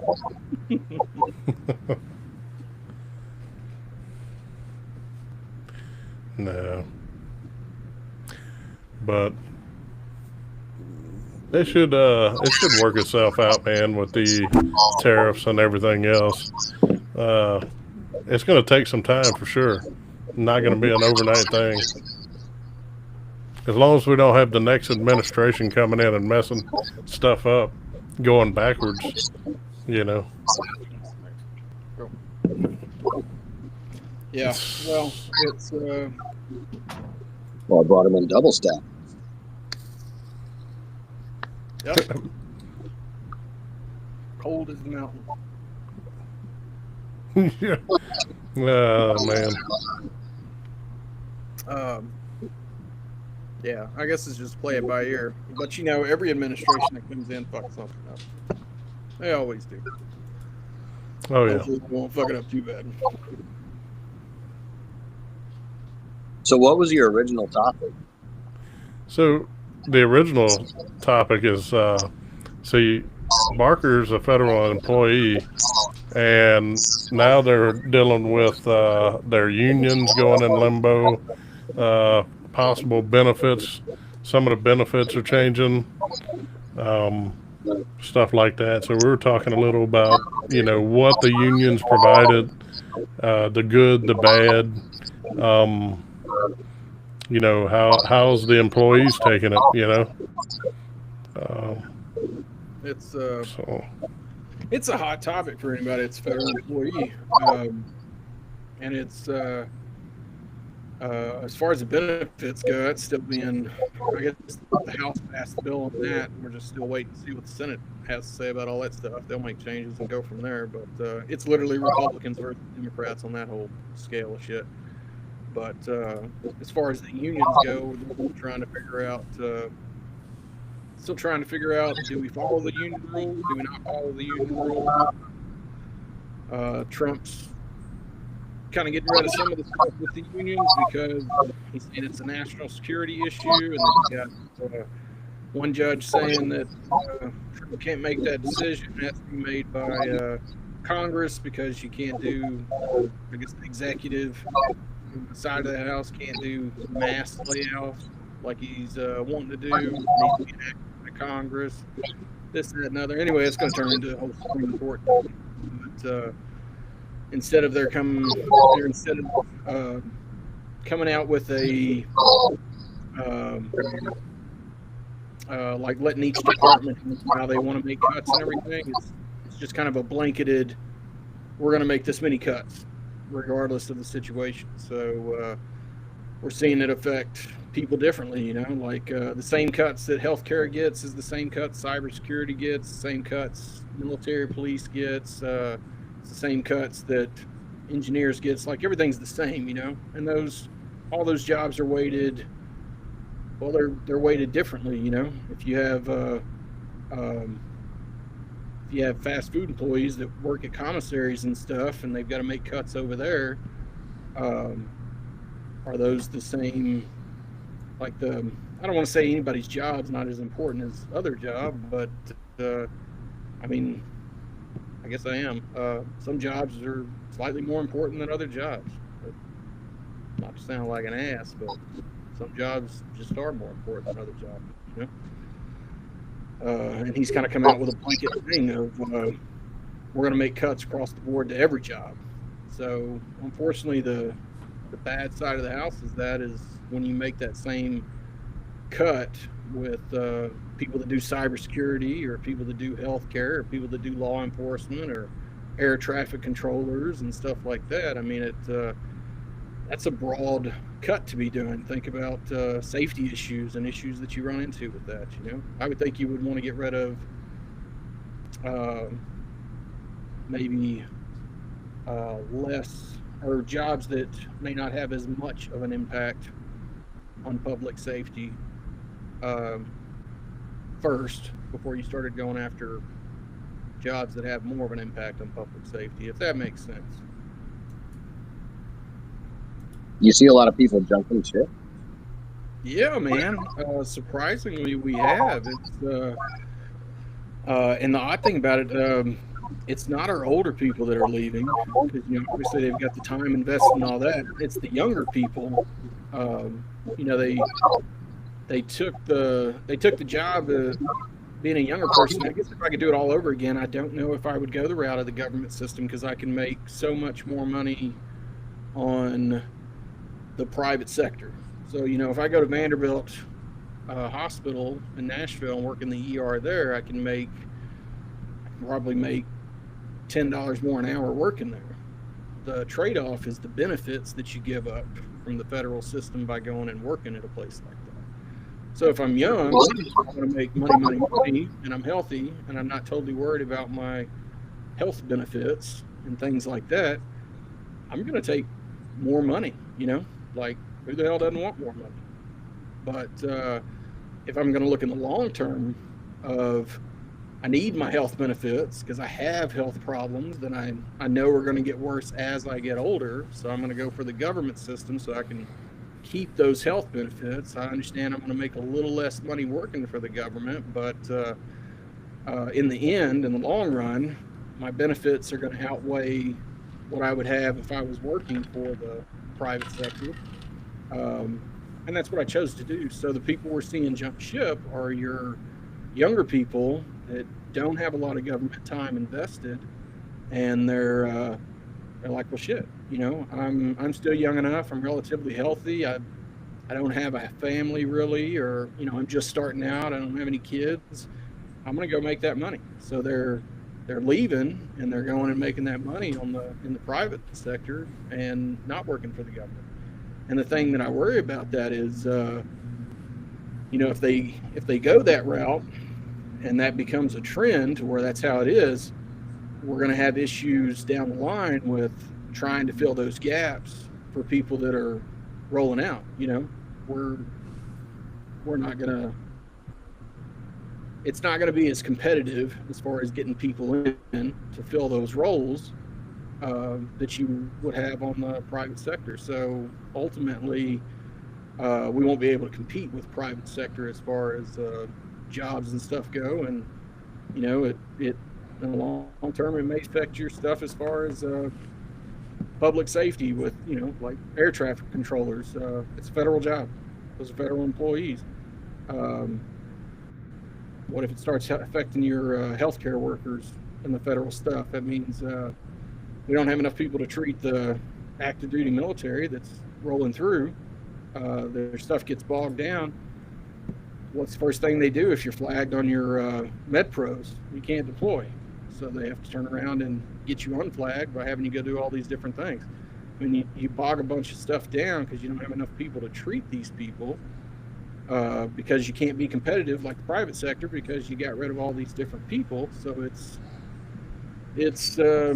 different. It's interesting. I'm afraid it's going to have long-term effects with what they're doing, and that's kind of where I'm at with it. The older generation of people are staying with the government system. They're waiting it out because we've been through this shit before. But the younger generation of people, they're rolling out, especially when Trump sat there and said, hey, or Elon Musk came out with that fork in the road shit, and they said that you could roll out and still collect a paycheck, not have to show up to work, and you'd still get paid through the fiscal year. We had a shitload of people. We had a lot of people leave. And the problem with that is put more work on us to see patients and stuff like that, and then they're not hiring anybody because they're cutting people. So now we've got twice the patient load, making the same amount of money, doing twice the work, and there's no reprieve in sight as far as seeing being able to hire new people. And they're still talking about cutting more people, and now they're talking about cutting our benefits. It just makes for a sore topic sometimes. All right, so Tech had to get off. I appreciate it, Tech. I appreciate you coming on there. All right. Thank you, man. Yeah, thanks. All Man. right, till next time, brother.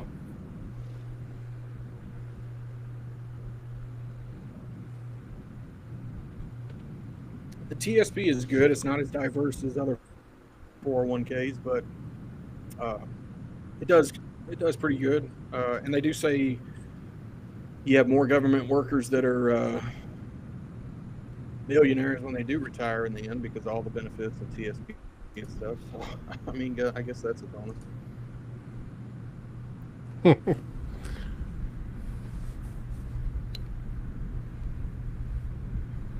Yeah, disease used to work in the federal government too. Now he's retired medically. Nice.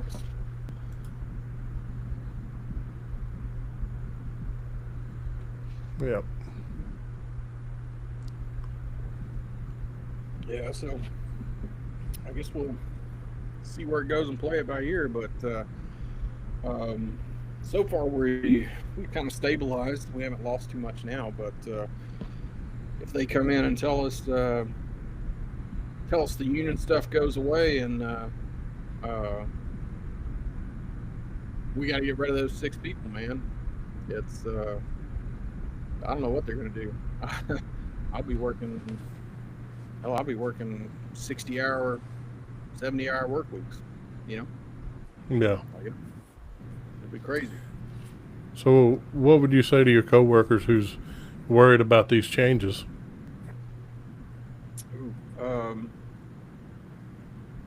I know you said you keep to yourself, but I know you have some coworkers that you like to work with.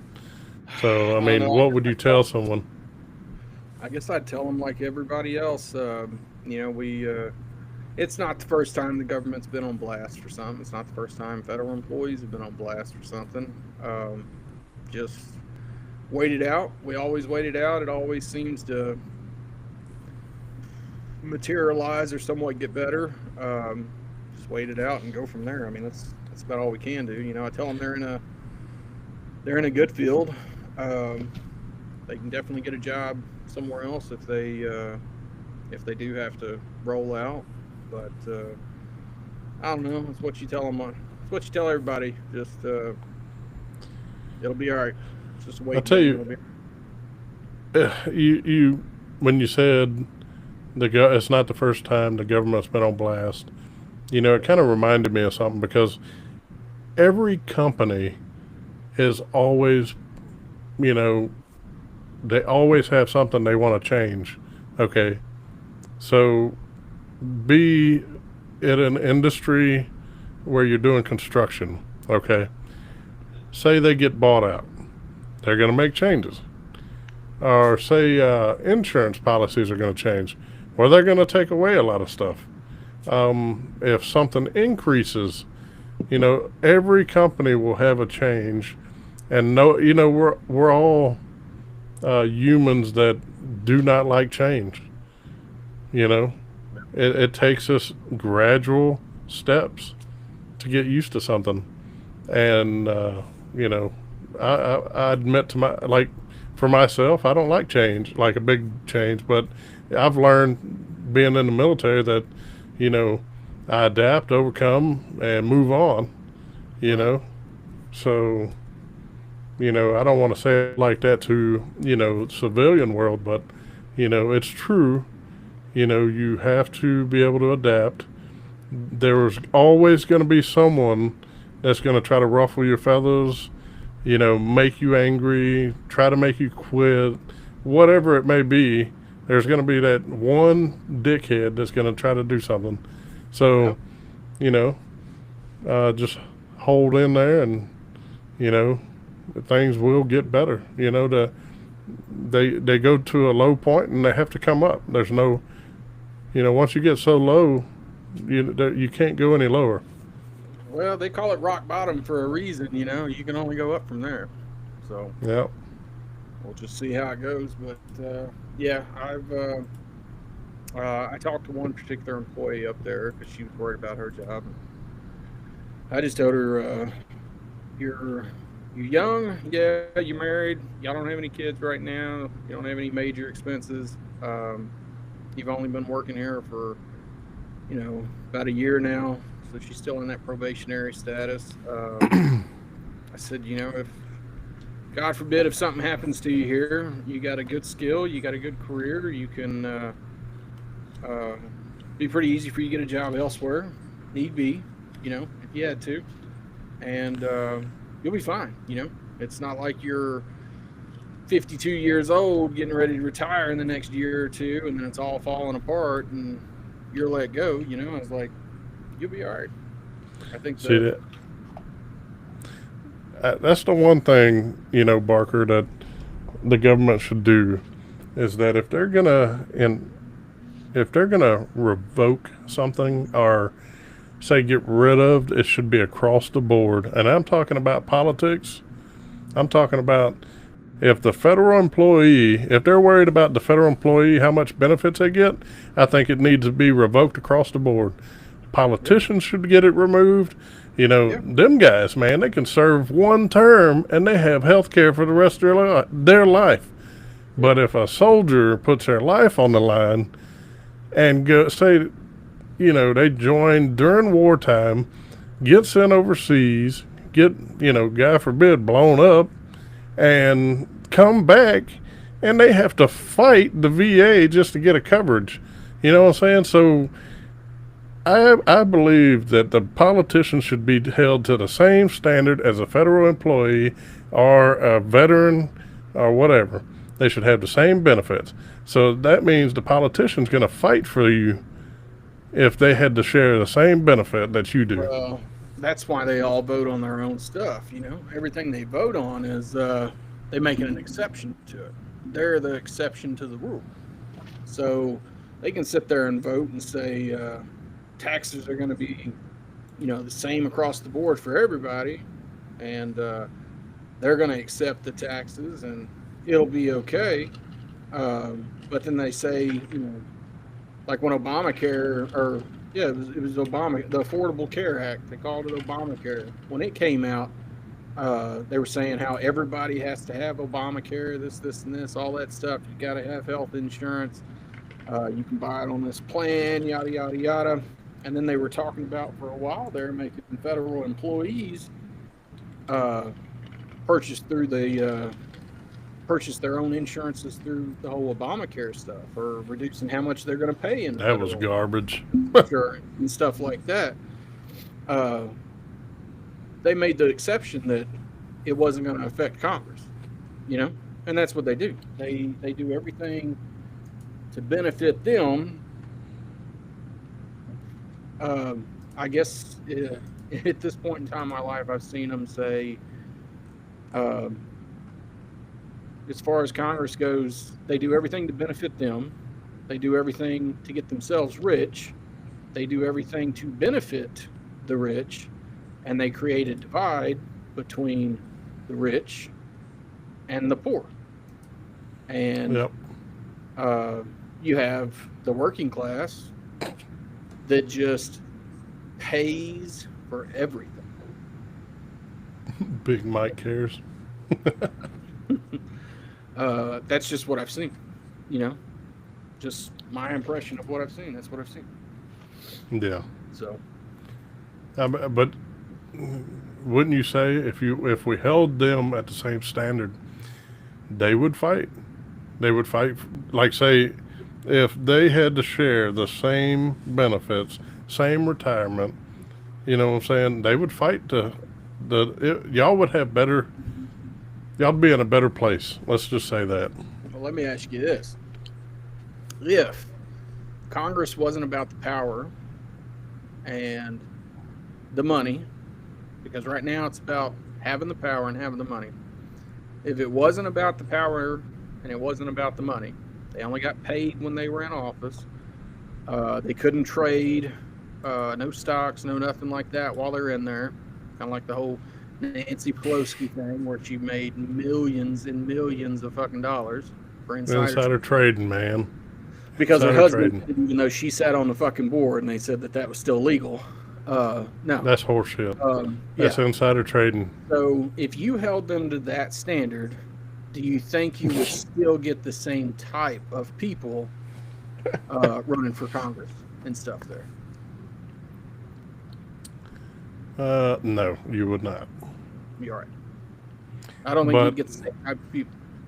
dude, if we were the fools that left our stash in the White House during a tour, Yeah. we'd be under the damn jail cell, dude. We'd be Guantanamo. We'd be, I don't know. We probably would have been on that plane saying that we're not American and shipped back to South America. It's You know? kind of like Tech said. It all boils down to money. If you got Oh, the money, you got the you're power, right. you got the country. You're right about that. I wish I had the money. You know, I'd share the love. You know, I'd take care of my friends, my family. But Yeah. Yeah. Well, maybe one day. Maybe one day. yeah, one day, you know, if I ever make it to the same pedestal as Joe Rogan, you know, guys, you know, Hey, I will definitely, you know, share the wealth. Yeah. I will invest, but then I will share the wealth. There you go.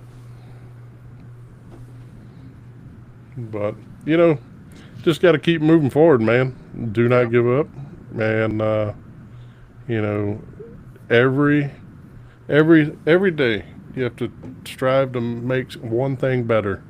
So if there's something not good in your life, and you know, you need to make sure that you choose one thing, and you're going to make it better. And if you continue to do that until it's an everyday thing, you know, what can I do to better myself? Is it the way I talk? Is it the way I look? Or, you know, just got to strive and be better, man. Yeah. Yeah. I agree, man. I agree. Try and do one good thing a day is my philosophy. Sometimes that I'll be happens, sometimes it doesn't, but Yeah, see now.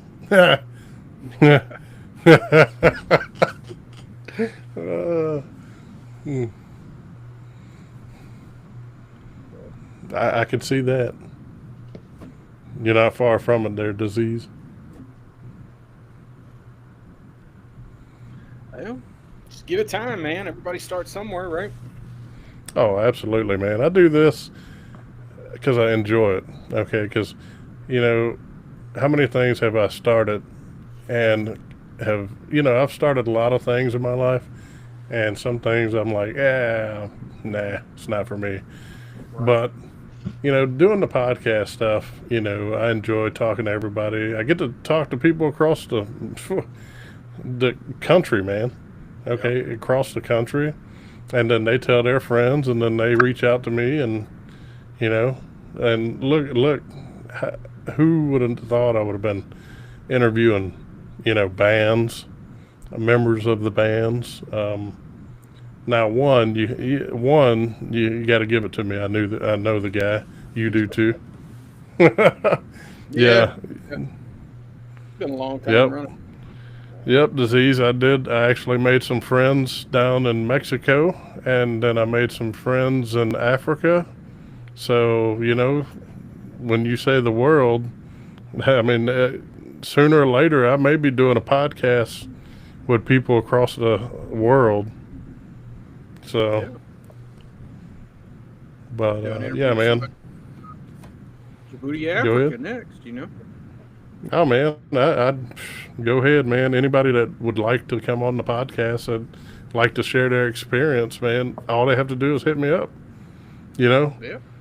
a lot of people, they like to charge. Okay, that's what I don't understand. Okay, so when one of the bands reached out to me, they were like, "Man, do you charge to go on your podcast?" I'm like, "No, man. Look, I do this because I enjoy it, and then I spread, like, say, your music. You know, I help share your music. There's people that haven't heard of you in this part, you know. So I just enjoy it. I've been reaching out to some storm chasers. I know they're busy right now for sure with all the weather in up north, the tornadoes and stuff. But whatever, dude. Well, an exception to the rule there. You're just the exception to the. You charge me every time. Whatever, dude. But no, yeah, it's one of those things. You get on and BS and see where it goes. And there's a lot of information like you put out tonight that some people don't really know. Like, I don't follow along anymore with the news because it's hard to believe anything in the media today. So Yeah, true. Yeah, all the whatever, stuff that dude. I'm off of is emails I've gotten through work emails or reading stuff myself from various different sites. You can't trust any one site to look at anything. Oh man, yeah, when you research something, research it, because don't go stop at the first thing you see. And let me tell you, my father's bad about that, and he will see something on Facebook, and he'll send it to me. He's like, "You see this? You see this?" I'm like, Yeah. "Look, Dad," I said, "Do a little research because." But I got to give it to him. He's an older guy. They didn't grow up with the technology that we had, and yes, you're right about that because AI can trick you now. It's so good that it'll trick you. But yeah, like I tell him, I was like, look, you can't believe everything you see, and if you even think, just research it. Do a couple researches because say if you have 4 media stations and it says the same thing. Oh, okay. There's a little more like, say, if they're all saying the same thing, being that they don't talk to one another, then yes, might be true, but I wouldn't just go based off of one. Yeah, I've seen. I had a buddy of mine send me a link for a Facebook video that he had, and it had some guy in there, and he was talking about using Chat GTP, whatever it is, using that shit to place bets and stuff with the stock market on when to buy, what to buy, when to sell, all that shit. And like if you watch the video, it's got this guy. He shows he's typing in this different stuff. He's taking a screenshot picture of the market and the dips and shit like that. And he's buying all this different stuff. And he's like, "Yeah, I think I'm gonna start doing that." And I was like, "I don't see how that's like real at all. I mean, is it? What do you think? Is it? Can you sit there and use AI to sit there and make fucking money off the stock market? I mean, I don't understand." Just use the Pelosi tracker. You don't need tracker. ChatGPT. Yeah. No. Now it kind of sucks about them new employees you were telling me about. New and federal employees. Not, say you were there 6 months and then now you're going to have to leave, look for a new job. But most of them are younger people. I think they'll be all right regardless of the situation. Yeah. But Yeah, I could see that. the downfall of it is like we got one guy that he's been there for, I don't know, 10 or more years, and then he left for a year, took a job elsewhere due to his wife and some issues that they were having going on. So he left the government system for a year, 2 years, something like that. And then he came back and started working with us again. So mind you, he's got 10 plus years now. He did come back to the government system, but because he left and then came back, he still falls in that 1 year probationary period.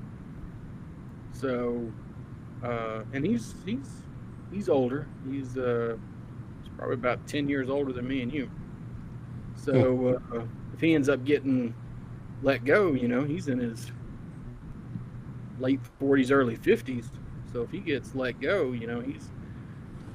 he's at that point where it could make a huge difference in his retirement situation, whether retiring earlier or working all the way up until he's like 70, 75, Big difference. Now, you did touch on the bill that was supposedly passing. Is that correct? So I guess the bill passed the House. It's in the Senate. This is the big beautiful bill. I don't know if it's called the Big Beautiful Bill. I don't know the name of the bill. I can look it up. So real quick. the one that's supposed to overtime taxes. Oh yeah, I think that's part of the Big Beautiful Bill. You know anything about that? I haven't read a lot into the Big Beautiful Bill. I think I did read that there's going to be no taxes on tips and a few other things, but I don't think it. I think they changed something for overtime employees. Yeah, I don't think you get overtime. I think it's I think it's only to a certain amount that you make. Right. So, like, say if you make over 120,000, then you're not going to get that. Right. Yeah, I'd have to look into it. I don't know really what that bill, what the details are in that bill. But I know that when I was talking to my wife, because she watches the news, she's a big Fox News watcher. But anyway, she was watching and they were talking about it, and she said, "You're not working a lot of overtime this year, are you?" And I was like, "No, I don't plan on it." She's like, "Good, because we're going to end up paying taxes on it." And I was like, "I thought he said we weren't going to have to pay taxes on overtime." She said, "Nope, we make too much money. We're going to be paying taxes on overtime." I was like, That sucks. Well, it sucks. You don't have to make much over 90 grand to pay taxes. That's what's retarded. I could see, okay, I make 180,000, 200,000, you want to hit me a little more for taxes, fine. But when I don't even make over six figures, and you want to hit me for a godly amount of taxes, I think something's wrong.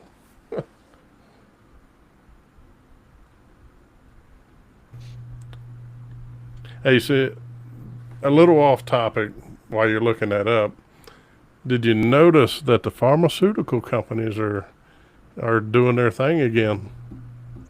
And what I mean is, remember how they're using medical marijuana for PTSD, stuff like that, mental health illnesses? Yeah. And, well, now they're trying to do that propaganda again, talking about, it's linked to this disease, or it's causing heart disease, or they're trying to put out propaganda again like they did in the 50s. It's a revolving door, dude. Yeah. I guess we just lost the internet here. You lost internet. The whole damn power went off on the street. It came back on here at the house. We're on a generator. I don't see any power at my neighbor's house, so I guess we're on generator. So he's having some technical difficulties.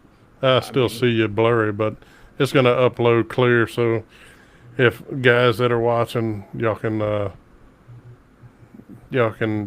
I'll put the new HD video up. So if y'all want to rewatch it or something, if not, drop in the comments, show some love, share, follow,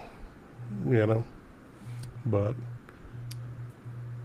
Yeah. I think we're on generator here at the house. But anyway, it's, I don't know. It's interesting.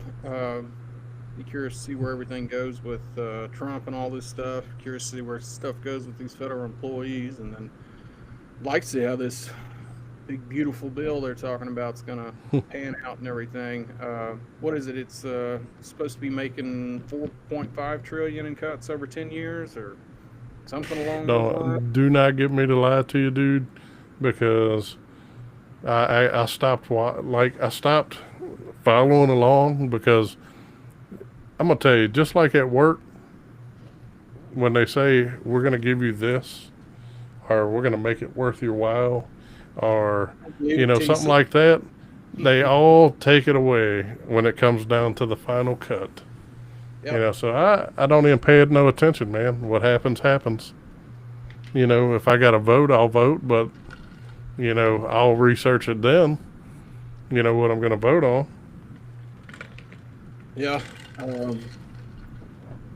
Yeah, I don't believe anything until I see it at this point. I think overall Trump's got a good plan. I just think he can do a little better when it comes to implementation, to be honest with you. But I do agree we're fucking blowing through so much money, federal government wise. It's like Tech was saying, we need a politician, but we need a businessman to get us straight before we kind of get in that realm of things, And it's gonna hurt everybody a little bit before it gets better, but it's a point of waiting and seeing how bad it's gonna hurt before we get there. You know what I mean? Yeah. I think when you have a businessman, you can't be bought. That's what I think. When you have a politician, you can be bought. I don't know. I think anybody can be bought for the right price. I think the only difference is when you're a businessman, it's not the money that's going to buy you. It's something else. But when you're the president, you've already got the power. So it makes it a little harder to come up with something that you're going to want to be bought, Yeah. But I mean, ultimately, I think everybody's got their price. It's just a point of what that price is. But I think Trump, being the fact that he doesn't need the money and he's got the power, I don't think there's a whole lot that people can go after to buy him, so to speak. You know what I mean? Yeah. Yeah, you're right about that disease. Everyone can be threatened. That's true. But you know what? They've been threatening him since he was in his first term. Yeah. They drug him through the fucking mud. Did the whole impeachment shit. They've done everything. I think at this point he's got the attitude of, I don't give a shit.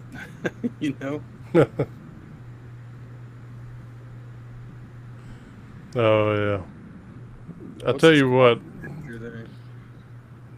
So disease, I actually can probably get a lawyer in on this conversation that you want to talk about, because acquaintance of mine has been fighting the carbon capture stuff in our parish. So what it is carbon injection.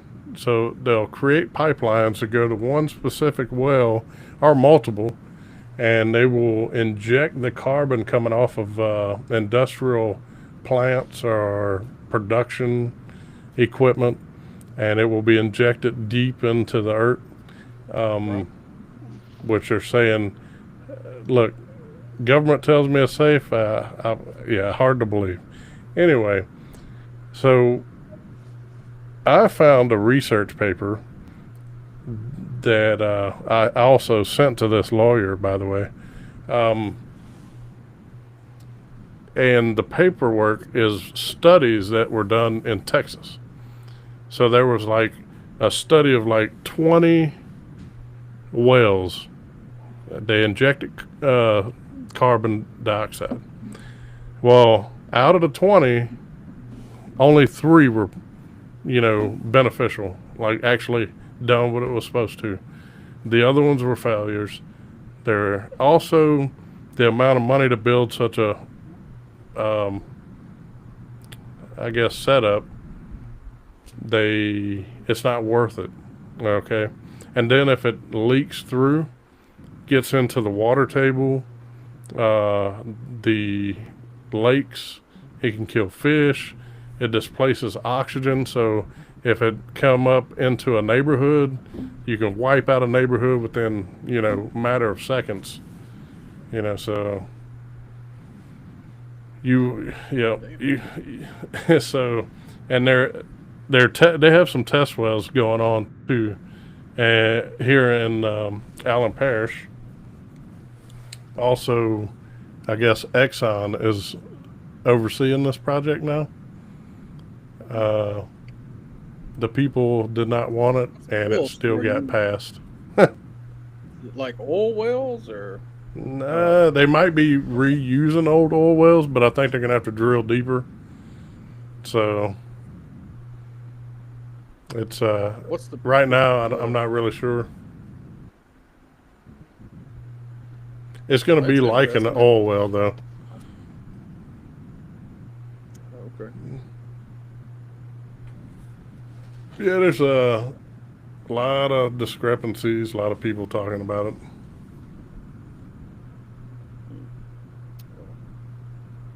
I have to get some more information on that. I'd like to hear more about that for sure.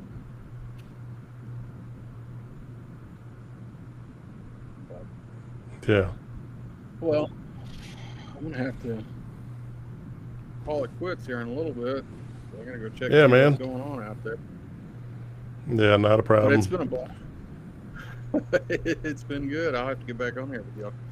Yep. And you have to look out for my next show, because next Saturday I have a guy coming on, Ulrich, and he's out of North Carolina, plays the blues and jazz. So he's going to That's also always be good. he's also going to be playing for us too. So I seen him drop in on the show tonight. So he's a Marine. Awesome. Yep. So everybody look forward to next Saturday. I got the links are in the ad in my Facebook, so y'all can come in, chat, comment, drop by. But as See, I'll be at work, Well- but I usually keep my podcast stuff on kind of to the side and listen to it as I can. So, oh yeah, not a problem, man. But hey, I appreciate it. Good hearing from you again. Thanks for having me, man. It's And a pleasure and an honor. Thank I'm you. trying to wrap up my new podcast studio, getting this room ready, man. And I won't need these green screens. Every time I've had some people come on and they're like, "Man, is that brick back there?"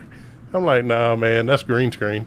It's like they were like thinking I got my studio's looking like this. I'm like, I don't live in a brick house. Say one No. day, man. One day you'll be there. Yeah, one day, man. One day, somebody wants to, sponsor me big time and provide me a studio. Yeah, cool. I'm always ready. Cool. That's right. No, but all right, man. I just want you have a good night, and thank y'all for tuning in with BSing with Y Eagle Y, and thank my producer up there, Disease, which y'all can't see him, but he's been helping me out with the comments and monitoring that. Just shout out to him. All right. Thank y'all. Have a good night.